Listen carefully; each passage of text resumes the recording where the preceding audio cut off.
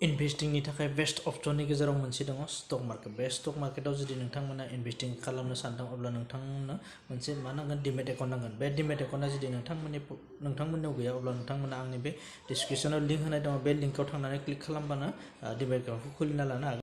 HDFC बेंकजों लोगोसे गासै मोनब्रै कम्पानिया डिविडेन्डनि थाखाय बर्ड मिटिं लादों। दा बेनिनो फार्स्ट कम्पानिया जाहैबाय इंडसइंड बैंक लिमिटेड। मार्केट केपा जाबाय 1,15,331.45 करोड़। दा कारेन्ट प्राइसा जाबाय 1,481 आरो बिथांमोना फाइनाल डिविडेन्ड आरो रिजाल्टनि थाखाय बर्ड मिटिं लादों 2024 एप्रिलनि 25 तारिख। बेबायदि गोदान आपडेट मोननो थाखाय नोंथांमोना आंनि चेनेलखौ साबस्क्राइब खालामना लाबानो। सो नेक्स्ट कम्पानिया जाबाय Kotak Mahindra bank limited. Market केपा जाबाय 3,55,072 करोड़ आरो कारेन्ट प्राइसा जाबाय 1,786 आरो बिथांमोना फाइनाल डिविडेन्ड आरो रिजाल्टनि थाखाय बर्ड मिटिं लादों 2024 मेनि 4 तारिख। जेब्ला डिविडेन्डनि डेट ओंखारगोन अब्ला नोंथांमोना आं भिडिअनि गेजेरजों फोरमायगोन। दा नेक्स्ट कम्पानिया जाहैबाय टाटा पावार लिमिटेड। मार्केट केपा जाबाय 1,31,367.65 करोड़ आरो कारेन्ट प्राइसा जाबाय 429 टाका। फाइनाल डिविडेन्ड आरो रिजाल्टनि थाखाय बिथांमोना बर्ड मिटिं लादों 2024 मेनि 8 तारिख।